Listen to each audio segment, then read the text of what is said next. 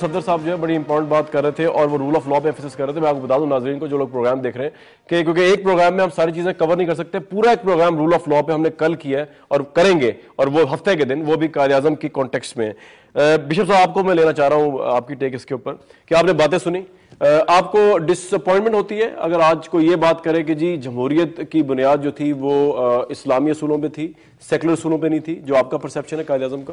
دیکھیں یہ سوال جو ہے نا بنیادی طور پر یہ تھوڑی سی مس انڈرسٹینڈنگ کریٹ کر رہا ہے, کیونکہ ہمارے ہاں بہت سارے لوگ یہ سمجھتے ہیں کہ جب سیکولرزم کی بات کرتے ہیں تو لا دینیت ہے وہ, حالانکہ وہ لا دینیت نہیں.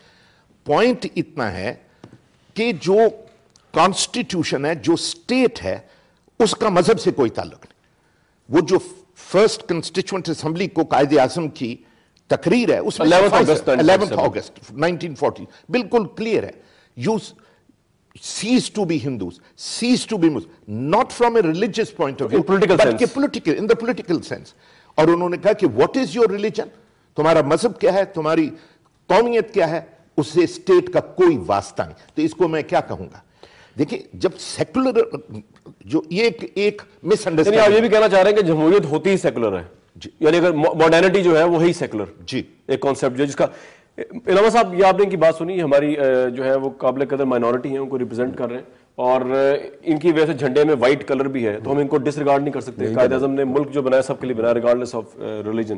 تو کس حد تک آپ سمجھتے ہیں کہ ان کی جو بات ہے وہ آپ کی سمجھ میں آ رہی ہے؟ میں یہ سمجھتا ہوں کہ ان کی بات جو ہے نا وہ میری سمجھ میں اس لیے نہیں آ رہی ہے, قائد اعظم کی جو بات جو ہے نا اس کو میں اکنالج کرنے کے باوجود ان کی بات پہ ریفیوٹ کروں گا. اس کی بنیادی وجہ یہ ہے کہ امریکہ ایک کیپٹلسٹ ڈیموکریسی کا نمبردار ملک ہے, جو کیپٹلزم کے خلاف کسی بھی ایسی آواز کو جو مارکسسٹ آواز جو کمیونسٹ آواز ہے قبول نہیں کرتا. لیکن امریکہ کے بطور انڈیویجول کسی کمیونسٹ کا وہاں پہ ایگزسٹ کرنا کوئی اس کو دقت اس بات کے اندر نہیں ہے. جس وقت تک قائد اعظم رحمۃ اللہ علیہ کی آپ یہ بات کانسٹیٹیوئنٹ اسمبلی سے آپ کی بات کرتے ہیں کہ آپ ہندو نہیں ہیں, آپ عیسائی نہیں ہیں, تو اس وقت اسلامی اصولوں کی نفی نہیں ہوتی. اس کی وجہ کہ اسلام جو ہے اس کی اپنی اقدار میں اور پاکستان کے کانسٹیٹیوشن میں ان کو عبادت کی انڈیپینڈنس جو ہے ان ملکوں سے مسلمانوں کی جہاں پہ رائٹس نہ بولے کہیں زیادہ دی گئی ہے. ہمارے ملک یہ مسئلہ نہیں ہے کراس کو ہٹا دیا جائے جس طرح بعض عیسائی ملکوں میں مسئلہ ہے کہ آپ انجوائے تو کر رہے ہیں فریڈم, کہنے کا مطلب یہ علامہ صاحب یہ کہہ رہے ہیں, اور قائد اعظم کی پرسیپشن میں یہ کہیں نہیں تھا جو کہ جس طرح آپ انٹرپریٹ کر رہے ہیں کہ جی نہیں جی ہے نا جی. وہ یہ ہے کہ اب ادھر صفائی سے کہا گیا کہ مذہب کا کوئی عمل دخل نہیں ہوگا, اب اسی مذہب کو بنیاد بنا کر میرے رائٹس ڈٹرمن کیے جا رہے ہیں کہ اب میں پریزیڈنٹ آف پاکستان نہیں بن سکتا. کیوں نہیں بن سکتا؟ کیا میں اس ملک کا شہری نہیں ہوں؟ کیا میں اس ملک کو ٹیکس نہیں دیتا؟ کیا ہم سب لوگ سروسز میں خدمت نہیں کرتے؟ کیوں نہیں کر سکتا؟ اس لیے نہیں کر سکتا کہ میں مسلمان نہیں ہوں. تو یہ بات آ گئی نا, کانٹرڈکشن آ گئی نا. جناب کی بات نہیں آئی. بشیر صاحب کی اگر بات پہ اکنالج کر لیا ہے تو میں یہ بات سمجھتا ہوں یہ ریزرو سیٹس ہوتی ہیں قومی اسمبلی کے اندر, ان کو ان سے ود ڈرا کرنا چاہیے. جس طرح جوائنٹ الیکٹوریٹ ہو چکا ہے اس کا یہ کمپیٹ کریں, اگر یہ درمیان سے جیتتے ہیں تو کوئی بات نہیں. ایک طرح یہ ریزرو سیٹس کو بھی انجوائے کر رہے ہیں. آئیڈیالوجیکلی تو یہ نہیں بن سکتے. ایک بات ہے یہ ڈیول انٹرٹینمنٹ یعنی ڈیول مزہ لے رہے ہیں, دو مزے ایک یعنی کہ ٹیسٹ میں لے رہے ہیں کہ وہ ان کی سیٹیں موجود ہیں اور دوسرے ان کو جوائنٹ الیکٹوریٹ کے اندر ووٹ ڈالنے کا بھی حق ہے. پھر یہ تو بات غلط ہے نا, رائٹ. ایک مذہب کے نام میں یہ کہ آن گراؤنڈ آپ جو ہے ڈسکریمنیشن فیس کرتے ہیں قائد اعظم محمد علی جناح کے پاکستان میں؟ جی بالکل فیس کرتے ہیں. اچھا اس کی ڈیٹیل میں آپ جاننا چاہوں گا, لیکن میں اس سے پہلے ڈاکٹر صفدر صاحب کو لے لوں, اس کے بعد میں آپ کو ڈیٹیل آپ بتائیں گے. ڈاکٹر صفدر صاحب یہاں پہ ایک بڑی آپ ایک تو رسپونڈ کر دیجیے گا مبشر صاحب کی بات پہ, وہ بھی آپ کو سن رہے ہیں.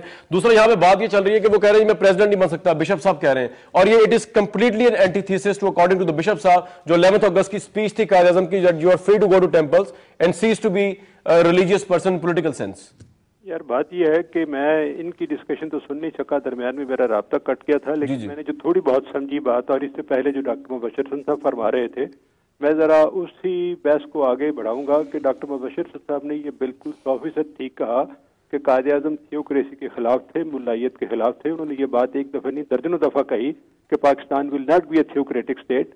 اور سچی بات یہ ہے کہ اسلام میں خود تھیوکریسی کا, ملائیت کا کسی قسم کا کوئی تصور موجود نہیں ہے.